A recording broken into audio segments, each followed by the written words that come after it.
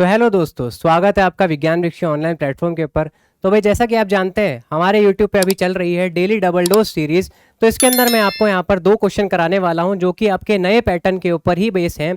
यानी आपको एक कॉन्सेप्ट से ज़्यादा जब दो से तीन कॉन्सेप्ट मिलाकर एक क्वेश्चन पूछ लिया जाता है तब आप कहीं ना कहीं उसमें अटक जाते हैं।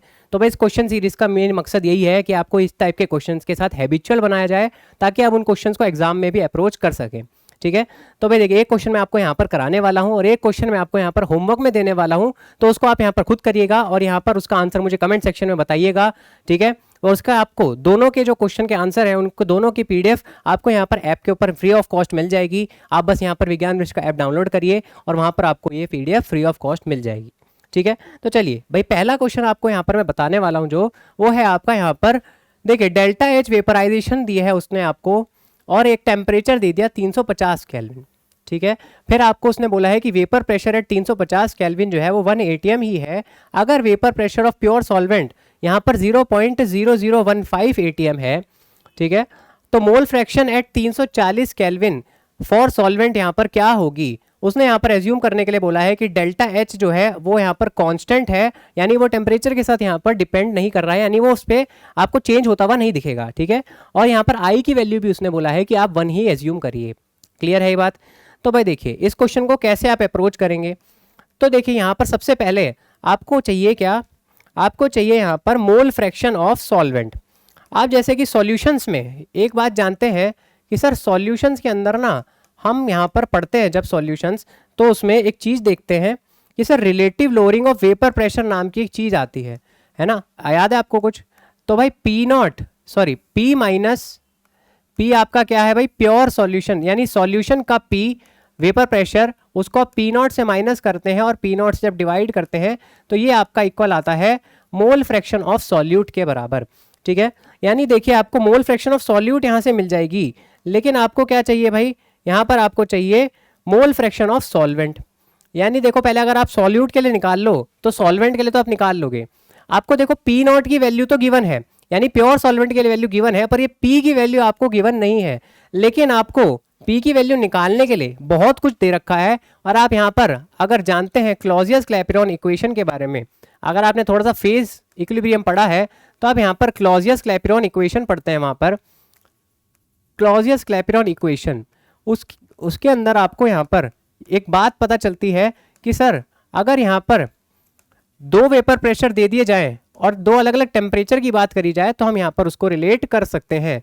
तो आपका जो फॉर्मूला आता है वो आता है log P2/P1 is equal to delta H by 2.303 R bracket में 1/T1 माइनस 1/T2। ठीक है भाई, तो ये आपका यहाँ पर फॉर्मूला बनता है। तो इस फॉर्मूले को आप यहाँ पर यूज़ कर सकते हैं। यहाँ पर आपको प्रेशर 2 कैलकुलेट करने के लिए ये काफ़ी हद तक डाटा दे चुका है।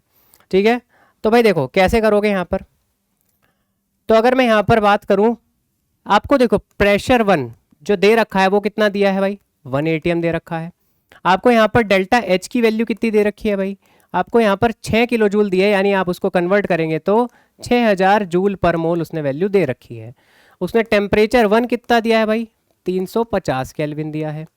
ठीक है, टेम्परेचर 2 उसने कितना बोला है, 340 केल्विन पे उसने निकालने के लिए आपसे बोला है। ठीक है, और आपको जो यहाँ पर सारी वैल्यूज दे रखी है, बस आर की वैल्यू आप यहाँ पर क्या यूज़ करने वाले हैं भाई, यहाँ पर आपकी आर की वैल्यू आएगी 0.082। ठीक है, ये 8.314 वाली वैल्यू यूज़ मत कर देना यहाँ पर आपकी जो वैल्यूज होगी वो 0.082 आएगी। ठीक है, ताकि आपका यूनिट कन्वर्जन होने के बाद ये वैल्यू आपकी एटीएम में ही आए। चलिए अब यहाँ पर सॉल्व करते हैं अगर, तो भाई देखो सारी वैल्यूज यहाँ पर रख दो इस फॉर्मूले के अंदर। तो P2 आप यहाँ से निकाल सकते हैं log P2, ये तो 1 ही हो जाएगा। P1 आप यहाँ पर रखेंगे sir 6000 divide by 2.303 into 0.082 multiply with bracket divide by 1/T1 क्या है आपका 350 केल्विन। ठीक है, T2 कितना है भाई 340 केल्विन। इसको आप यहाँ पर सॉल्व कर लीजिए तो आपको log P2 की जो वैल्यू देखने के लिए मिलेगी वो अप्रॉक्सीमेटली 2.67 के आसपास आएगी नेगेटिव साइन के साथ, क्योंकि जब यहाँ पर आप सॉल्व करोगे आपको एक नेगेटिव साइन देखने के लिए मिलेगा। और जब आप यहाँ से P2 निकालोगे तो आप क्या लिखोगे सर, 10 की पावर माइनस 2.67 हो जाएगा। और यहाँ से जो वैल्यू आपको देखने के लिए मिलेगी वो मिलेगी 0.002 एटीएम के आसपास। ठीक है, यह प्रेशर है आपका, इसलिए ये एटीएम में ही आने वाला है। ठीक है भाई, क्योंकि आपने जो 0.082 रखा था वो आपको कहीं ना कहीं एटीएम देने के लिए ही रखा था। समझ आ गई बात। तो यहाँ से आपको प्रेशर देखने के लिए मिल गया है कि सर ये 340 केल्विन पे मेरा प्रेशर आ जाएगा। अगर 350 से पूछता तो डायरेक्ट ही आप वो वाला प्रेशर रख सकते थे, पर 340 पे पूछा है तो आपने निकाला है 340 के लिए। अब यहाँ से आप इस वैल्यू को यहाँ पर रख दीजिए। भाई यहाँ पर अगर मैं रखूंगा तो सर प्रेशर मेरा कितना आया सर, 0.002। पी नॉट हमारे को कितना दे रखा है प्योर सॉल्वेंट के लिए सर, 0.0015। बिल्कुल सही बात है, 0.0015। डिवाइड करेंगे हम इसको फिर अगेन 0.0015 के साथ, और यहाँ से आपकी मोल फ्रैक्शन आ जाएगी सॉल्यूट के लिए। भाई देखिए साथ में वैसे तो आपका वेंट ऑफ फैक्टर भी आता है, लेकिन आई की वैल्यू 1 ही दे रखी है, इसलिए यहाँ पर आप चाहे तो उसको लगाएं या ना लगाएं, उससे कोई फर्क नहीं पड़ने वाला है। ठीक है, तो अब जब यहाँ से काई बी निकालोगे तो वो आएगा आपका अप्रॉक्स 0.33 के आसपास। ठीक है, यानी आपका जो सॉल्यूट के लिए काई आया यानी मोल फ्रैक्शन आई है वो 0.33 के आसपास आई है। लेकिन आपको क्या चाहिए भाई, आपको चाहिए प्योर सॉल्वेंट के लिए, तो काई ए कैसे निकालोगे आप, 1 माइनस काई बी कर देंगे, और यहाँ से आपकी जो वैल्यू आएगी वो आएगी 0.66 के अप्रॉक्स। ठीक है, तो आपका जो आंसर आएगा वो इसके अप्रॉक्स आने वाला है, और ये आपका यहाँ से आंसर आने वाला है। तो भाई देखिए ये कौन से ऑप्शन के साथ यहाँ पर मैच कर रहा है, तो आपको दिख रहा होगा सर ऑप्शन नंबर सी जो है यहाँ पर बहुत क्लोज है, हम यहाँ पर 0.66 के, तो ये आपका यहाँ से करेक्ट आंसर आ जाएगा। क्या आपको ये क्वेश्चन समझ में आया? भाई देखिए आपको यहाँ पर पहले उसने फेज इक्विलिब्रियम का इस्तेमाल करवाकर उसने प्रेशर निकलवाया, और उस प्रेशर के बाद फिर आपको वो लेकर गया सॉल्यूशंस के अंदर। तो देख रहे हैं आप यहाँ पर, अगर ये चीज़ आपको नहीं मालूम होती तो आप यहाँ पर इस चीज़ को भी कैलकुलेट नहीं कर सकते थे। तो मेरे ख्याल से आपको ये क्वेश्चन अच्छा लगा होगा। क्या आपको ये क्वेश्चन समझ में आया? भाई मुझे बताइएगा एक बार, आपको यह क्वेश्चन कैसा लगा कि नहीं। अगर मैं बात करूं यहाँ पर, तो अभी विज्ञान वृक्ष में आपको रिपीटर्स बैच देखने के लिए मिल रहा है। भाई रिपीटर्स बैच में आपको इसी तरह के और क्वेश्चन देखने के लिए मिलेंगे, MSQ अप्रोच या फिर आप गेट के लिए जो भी अप्रोच करते हैं वो टाइप के क्वेश्चन आपको यहाँ पर देखने के लिए मिलते हैं। तो भाई आपको करना क्या है, बस विज्ञान वृक्ष को यहाँ पर सर्च करिए प्ले स्टोर पर, और यहाँ पर उसको डाउनलोड करिए, और आपको उसमें रिपीटर्स बैच का सेक्शन देखने के लिए मिलेगा, और वहाँ से आप उसको बाय कर सकते हैं। आपको देखिए बहुत ज़्यादा फायदा मिलेगा इस रिपीटर्स बैच के अंदर। तो देखिए अब मैं अगर बात करूं आपको होमवर्क वाले क्वेश्चन के लिए, तो ये है आपका होमवर्क का क्वेश्चन।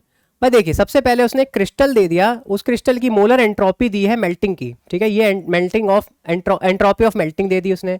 फिर एंथैल्पी ऑफ फ्यूजन भी दे दिया उसने यहाँ पर 6 किलो जूल पर मोल।